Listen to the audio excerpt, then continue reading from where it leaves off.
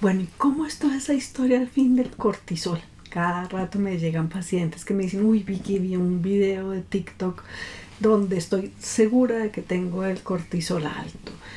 Pues con una gran angustia me lo dicen porque pues claro, cuando uno le recitan una cantidad de señales, que si estás cansado, que si no duermes bien, que si estás irritable, que si subes fácil de peso, que son señales que casi que hoy son universales debido a este mundo de acelere, de estrés en que vivimos. Y pues hay muchas señales que se llaman inespecíficas, o sea que pueden hacer parte tanto de la normalidad como de un sinfín de patologías. Entonces, con toda esta cantidad de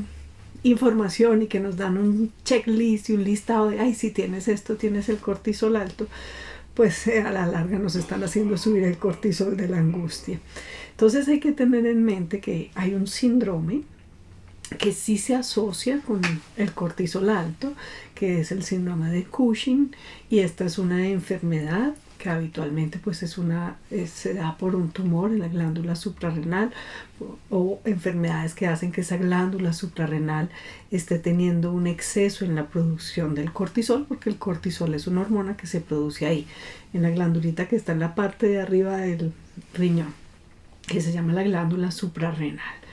Entonces, este exceso sí hace que las personas tiendan a tener un ensanchamiento del tronco con adelgazamiento de las extremidades, que haya hirsutismo, o sea, crecimiento del vello en la cara y en el resto del cuerpo se exagera, que tienda a haber más facilidad hacia las estrías, que la piel sea más sensible, que se enrojezca más fácil, que haya tendencia al acné, que la cara tiende a volverse redonda, que se da esa jorobita como de búfalo, y se dan cambios en el azúcar, donde tiende la glicemia a subir, puede haber hipertensión, puede haber cambios cardiovasculares. O sea que cuando hablamos ya de este síndrome, pues estamos hablando de un complejo grande, importante, pues de cambios debido a ese aumento del cortisol. El cortisol es una hormona pues que está presente siempre porque nos va a ayudar en múltiples funciones, ¿no? Ella tiene que ver como parte de ayudar en el proceso de inflamación del cuerpo, el proceso inmune, en la regulación metabólica, en la regulación de las grasas, de los azúcares, en la regulación también de la producción del hueso, como en todo lo que tiene que ver con lo metabólico en general, con el mismo estado de ánimo, con el estado de alerta. El problema es que cuando ya se produce una actividad sostenida del cortisol, que no es un síndrome, no necesariamente es una enfermedad, sino un aumento sostenido del cortisol, claro, ahí vamos a empezar a tener unos cambios. Pero no necesariamente es que entonces toque correr a hacerse los niveles de cortisol en sangre para mirar cómo están y entonces que haya algún medicamento que haya que tomar. Yo siempre les digo a mis pacientes, pues sí, no lo dudo que sí debe haber una sobreactivación de cortisol, por lo que decía yo hace unos segundos, ¿no? Y es que prácticamente todos vivimos ya con este cortisol alto porque no dormimos bien, porque no tenemos una alimentación adecuada, porque vivimos en un punto de competencia, de comparación, de angustia por el tema económico, por la imagen corporal, por si la pareja,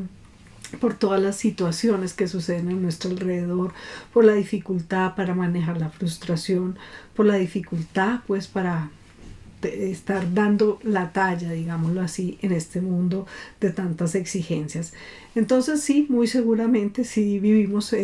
con unos niveles de cortisol más altos, pero entonces el tema no es correr a hacerse el examen, porque claro, todas las personas me dicen, no, Vicky, toca ya hacerse el examen. Hay que tener en cuenta que el cortisol es una hormona que también tiene una ciclicidad donde se produce, digamos, mucho más alta en horas de la mañana, va tendiendo a caer hacia la tarde y la noche. ¿Y por qué es importante eso? Bueno, porque acorde a eso también va a ser como el cómo estamos reaccionando y el cómo va funcionando el cuerpo también a lo largo del día y a lo largo de lo que son los ritmos circadianos, o sea, estos relojes del cerebro que tienen que ver con la funcionalidad de todo nuestro cuerpo. Y justamente eso es muy importante a la hora de regular ese cortisol. Para poderlo regular, lo más importante es poder regular esos relojes del cerebro, porque si no los tenemos regulados, es ahí donde vamos a tener esas dificultades del cortisol. Por eso era tan importante decirles estos horarios.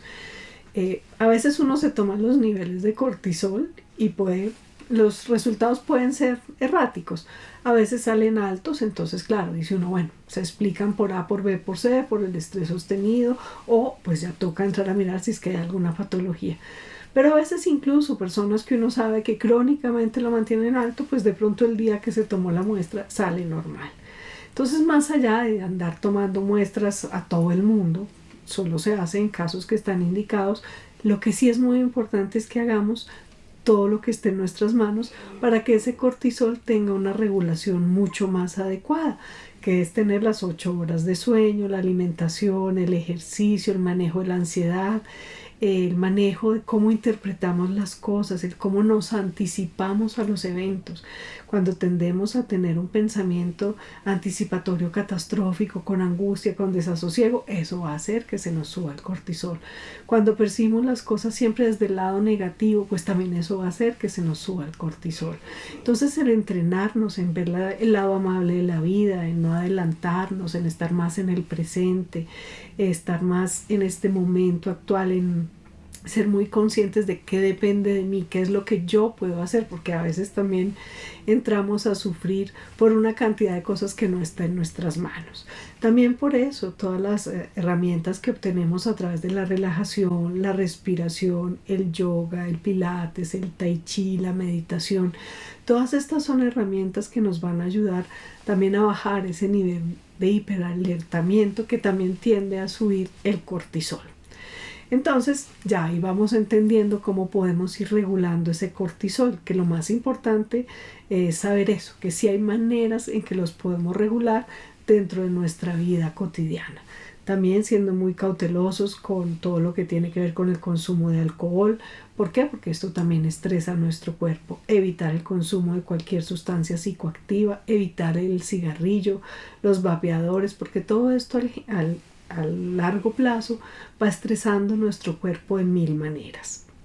Entonces, todo lo que nos ayude a estar bien, a estar conectados con nosotros, con nuestro entorno, a estar en el presente, a cuidar de nuestro cuerpo, va a ir ayudando a que tengamos un mejor funcionamiento y seguramente un cortisol mucho más regulado y que cumpla más las funciones para los que está hecho, y no que se mantenga en ese nivel crónico que lleva pues a ese ya cambio en el cuerpo y en las emociones de manera negativa.